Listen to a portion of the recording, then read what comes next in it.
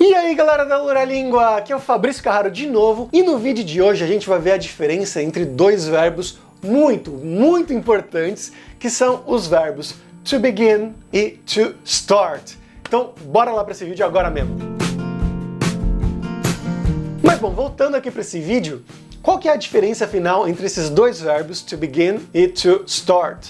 Eu vou começar aqui com uma boa notícia para vocês, que na maioria absoluta dos casos tanto faz. Você pode usar tanto o to begin quanto o to start para indicar começar ou iniciar, né? A tradução mais comum que a gente usa é começar.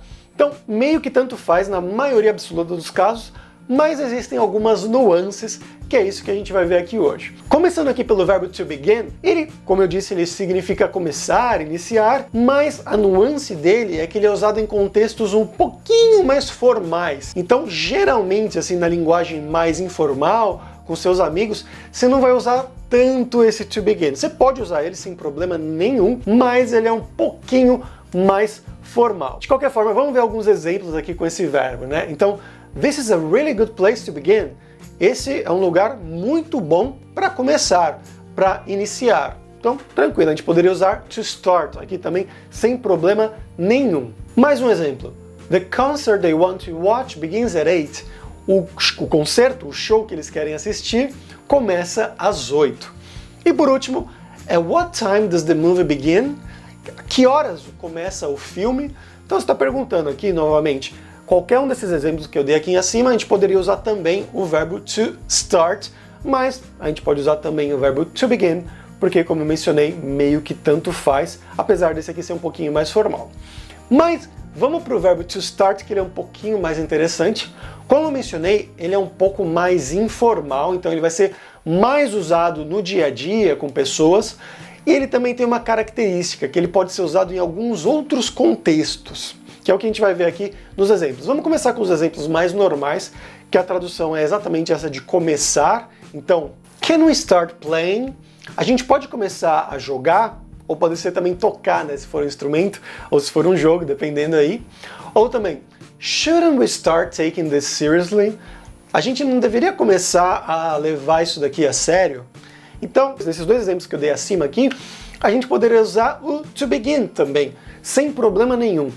Apesar de ser um pouquinho mais formal, mas funcionaria também. Mas a nuance que eu mencionei aqui do verbo to start é que ele pode ser usado em alguns outros contextos que o verbo to begin não pode. Então tomar cuidado aqui com isso. Esse verbo to start pode ser usado no contexto de você iniciar, ligar uma máquina, né? Então a gente usa to turn on, geralmente para ligar, mas você pode também usar to start. Então to start the car, por exemplo, é iniciar, dar ignição em alguma coisa. Você pode dizer, let me start the car. Então, deixa eu ligar o carro, deixa eu iniciar, dar ignição no carro.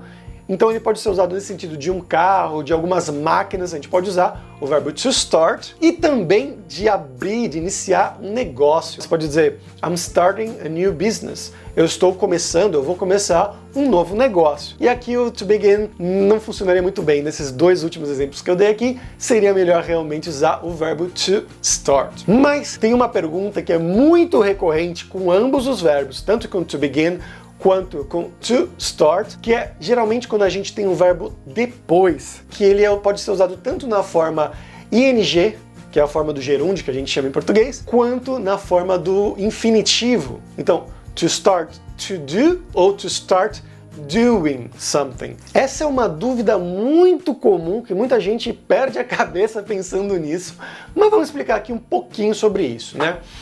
Como eu falei, você pode usar o verbo to start to do something ou to start doing something.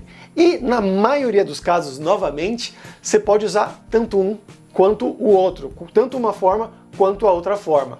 Então você pode dizer, por exemplo, it started to rain ou it started raining, que as duas significam começou a chover e não tem diferença de sentido em nenhuma das duas aqui. Você pode usar tanto uma quanto outra. E aqui eu estou dando o verbo to start como exemplo, mas poderia ser o verbo to begin também. Então, it began to rain, it began raining.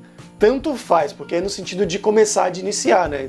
Como eu falei anteriormente, eles podem ser usados sem distinção, apesar do begin ser um pouco mais formal, mas eles podem ser usados sem distinção.